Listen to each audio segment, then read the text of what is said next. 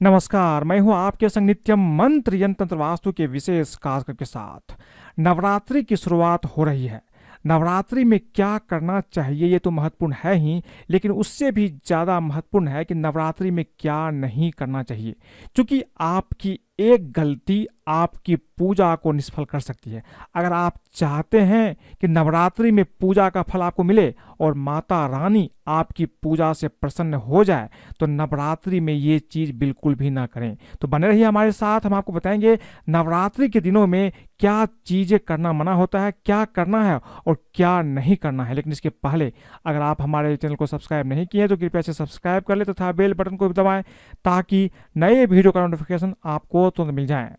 शारदीय नवरात्रि इस साल 26 सितंबर दिन सोमवार से शुरू हो रहा है। नवरात्रि के 9 दिन माता रानी के 9 रूपों की पूजा की जाती है। इन 9 दिनों में लोग व्रत और पूजा करते हैं। शारदीय नवरात्रि के व्रत के दौरान संयम रखने की अधिक आवश्यकता होती है। कहा जाता है कि नियमों के विपरीत करने पर देवी माँ दुर्गा रुष्ट हो जाती है। वहीं शास्त्रों के नियमों का पालन करने पर माता रानी की विशेष कृपा मिलती है। इसके अलावा माता रानी अपने भक्त की हर मनोकामना भी पूरी करती है। इसीलिए आपको कुछ चीज़ों का ध्यान अवश्य रखना चाहिए। आपको क्या चीज़ें नहीं करनी है ये बताएंगे, साथ में ये भी बताएंगे आपको क्या चीज़ें अवश्य करना चाहिए। सबसे पहले हम ये जानते हैं कि आपको किन चीज़ों का ध्यान रखना चाहिए, क्या चीज़ें आपको नहीं करना चाहिए। सबसे पहली चीज़, अगर आप अपने घर में कलश की स्थापना करते हैं या अखंड ज्योत जलाते हैं तो ऐसे में घर को खाली छोड़ करके आप कहीं ना जाएं। किसी न किसी को घर में अवश्य ही रहना चाहिए, अन्यथा ये आपके लिए अच्छा नहीं होगा। दूसरी चीज है, धार्मिक मान्यताओं के अनुसार नवरात्रि के दौरान माँ दुर्गा धरती पर आती है। इन 9 दिनों में माँ को प्रसन्न करने के लिए रोजाना आपको दुर्गा चालीसा या आप दुर्गा सप्तशती का पाठ अवश्य करें। अगर आप दुर्गा सप्तशती का पाठ नहीं कर सकते हैं तो कम से कम दुर्गा चालीसा का पाठ आपको अवश्य करना चाहिए। बिना इसका आपका पूजा संपन्न नहीं होता है। इसके साथ साथ आपको कुछ मंत्रों का भी जाप अवश्य करना चाहिए। बहुत सारे मंत्र हैं, मैंने आपको बताए हैं। इन मंत्रों का जाप आप करें। कम से कम जो नवारण मंत्र है, ओम एम ह्रीम क्लीम चामुंडाय विचे, इस मंत्र का जाप आपको अवश्य करना चाहिए। इसके साथ साथ जब भी आप माँ दुर्गा की पूजा करते हैं तो ध्यान रखिए, कभी भी काले रंग के वस्त्र पहन करके माता की पूजा आपको नहीं करना चाहिए। अच्छा होगा कि आप लाल या पीले रंग के वस्त्र पहन सकते हैं।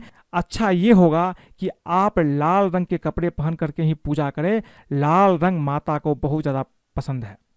अब जो सबसे महत्वपूर्ण बात है, जब आप पूजा पाठ करते हैं तो इसमें एक चीज़ है कि आप व्रत रखते हैं, उपवास रखते हैं। लेकिन अगर आप व्रत उपवास नहीं रखते हैं, फिर भी अगर आप पूजा पाठ कर रहे हैं माता की, तो कुछ चीज़ों का ध्यान आपको अवश्य ही रखना चाहिए। जैसे कि लहसुन, प्याज और मांस का सेवन आपको नहीं करना चाहिए। नवरात्रि में तामसिक भोजन बिल्कुल भी नहीं करना चाहिए। तामसिक भोजन में लहसुन, प्याज, मांस और शराब शामिल है। नवरात्रि के दिनों में इन्हें घर में लाना भी नहीं चाहिए, न ही इसका सेवन करना चाहिए। नवरात्रि के पूजन में अनाज और नमक का सेवन नहीं करना चाहिए। अगर आप समर्थ हैं, आप कर सकते हैं, तो आप बिना अनाज खाए, बिना नमक का सेवन किए आप पूजा करें, यह आपके लिए बहुत उत्तम होगा। लेकिन अगर आप बीमार रहते हैं, नहीं कर सकते हैं, तो आप सेंधा नमक का प्रयोग कर सकते हैं। इसका आप ध्यान रखिए। नवरात्रि में चमड़े से बनी किसी भी चीज़ का प्रयोग नहीं करना चाहिए। जब भी आप पूजा पाठ करते हैं, मंदिर जाते हैं, तो ये ध्यान रखिए, चमड़े का कोई पर्स, वॉलेट या कोई बेल्ट आप पहन करके पूजा में ना तो बैठे और ना ही किसी मंदिर में जाए, इसका भी ध्यान रखना चाहिए। एक चीज़ बहुत महत्वपूर्ण है, नवरात्रि में पूजा करते समय धूप बत्ती का ही प्रयोग करें। अगरबत्ती का प्रयोग आप ना करें, क्योंकि अगरबत्ती बांस और केमिकल से बना होता है।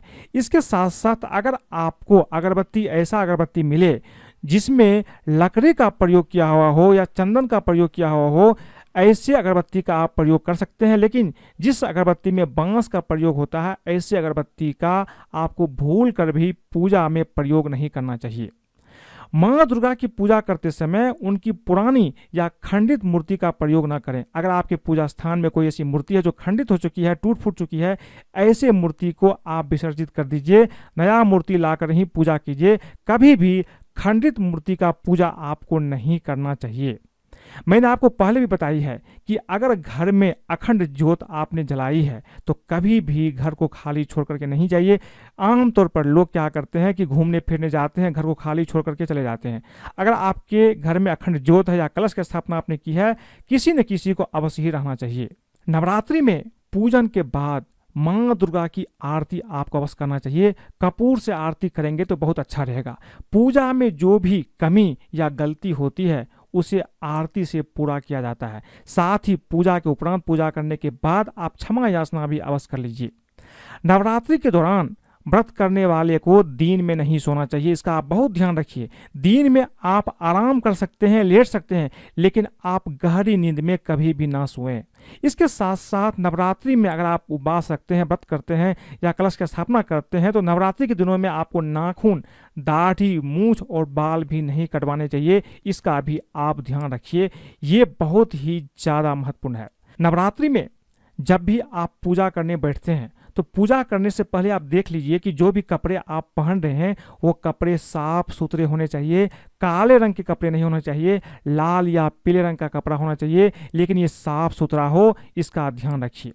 नवरात्रि के 9 दिनों में अगर आप चाहते हैं कि माता रानी कृपा आपके ऊपर बने और आपसे प्रसन्न होकर आपकी हर इच्छा पूर्ण करें तो इसका ध्यान रखिए कि नवरात्रि में घर में आप किचकिच मत कीजिए, लड़ाई झगड़े ना कीजिए। पति पत्नी, सास बहू के बीच में कोई लड़ाई नहीं होनी चाहिए। साथ में आपको झूठ बोलने से भी बचना चाहिए, इसका आप ध्यान रखिए, तभी जाकर के आपकी पूजा सफल होती है।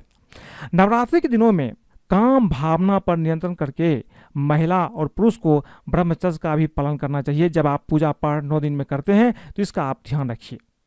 अब जो महत्वपूर्ण बात है कि नवरात्रि के दिनों में किन लोगों को व्रत नहीं करना चाहिए। ऐसे लोग हैं जिनको व्रत बिल्कुल भी नहीं करना चाहिए। सबसे पहली चीज, गर्भवती महिलाओं को नवरात्रि के 9 दिनों का व्रत नहीं करना चाहिए। गर्भावस्था में व्रत रखने से आपकी सेहत को नुकसान हो सकता है। आप पूजा पाठ कीजिए लेकिन आप उपवास मत कीजिए, इसका ध्यान रखिए। किसी बीमारी से ग्रस्त व्यक्ति को भी व्रत नहीं करना चाहिए। ऐसे व्यक्ति शारीरिक रूप से कमजोर होते हैं और व्रत रखने से शरीर में दुर्बलता बढ़ सकती है और बीमार होने का भी खतरा बढ़ जाता है। तो जो लोग बीमार हैं वो उपवास न रखें। आप खाते पीते हुए आप पूजा कर सकते हैं, लेकिन ध्यान रखिए कि आप लहसुन, प्याज, मांस वगैरह का सेवन ना करें और न ही आप जो है ये समुद्री नमक का भी सेवन ना करें। सेंधा नमक खाते हुए आप व्रत कर सकते हैं, पूजा कर सकते हैं। इसके साथ साथ जो लोग डायबिटीज के मरीज होते हैं इनको भी उपवास नहीं रखना चाहिए। कुल मिलाकर आप ये समझ लीजिए, जो लोग समर्थ है उससे उपवास व्रत करना चाहिए। जो लोग समर्थ नहीं है, बीमार रहते हैं, इन लोगों को उपवास करने की जरूरत नहीं है। आप अपने अनुसार व्रत कीजिए, लेकिन लहसुन, प्याज, मांस वगैरह का सेवन न कीजिए। शास्त्र भी कहता है कि जितना आप कर सकते हैं उतना ही करें, आप ज़्यादा ना करें या कम ना करें। जितना सामर्थ्य है उसके हिसाब से आप पूजा पाठ कीजिए, उसी में आपको फल की प्राप्ति होगी। इसके साथ साथ अगर किसी व्यक्ति की दवाइयाँ चल रही है या कोई सर्जरी हुई है तो ऐसे लोग भी आप व्रत ना रखें, यह आपके लिए अच्छा नहीं होगा। व्रत लेना चाहते हैं तो पहले अपने डॉक्टर से जरूर सलाह ले लीजिए, उसके बाद ही आप व्रत कीजिए। अच्छा ये होगा कि आप पूजा पाठ करें, मंत्रों का जाप कर सकते हैं, लेकिन आप व्रत और उपवास न करें, यही आपके लिए अच्छा होगा। तो इस तरह से नवरात्रि में आप इन चीज़ों का ध्यान रखते हुए व्रत करते हैं, पूजा पाठ करते हैं तो निश्चित रूप से माता रानी आपके ऊपर प्रसन्न होकर आपकी हर इच्छा पूर्ण करते हैं। लेकिन एक बात का ध्यान रखिए, जितनी आपकी सामर्थ्य है, जितना आप कर सकते हैं, बस उसी के अनुसार आप पूजा पाठ कीजिए। आप ज़्यादा करने की कोशिश मत करें। जितनी आप कर सकते हैं, जितनी आपकी सामर्थ्य है, जितना मन चाहता है, जितना दिल चाहता है, उतना ही करें, यही आपके लिए अच्छा होगा। अगर आपको ये वीडियो पसंद आए तो कृपया इसे लाइक करें, सब्सक्राइब करें, अपने दोस्तों, सगे संबंधियों के साथ भी शेयर करें, ताकि वो भी इन चीज़ों को समझ करके अगर माता रानी की पूजा करते हैं तो उसके ऊपर भी माता रानी की कृपा बनती है। आज के लिए बस इतना ही, धन्यवाद।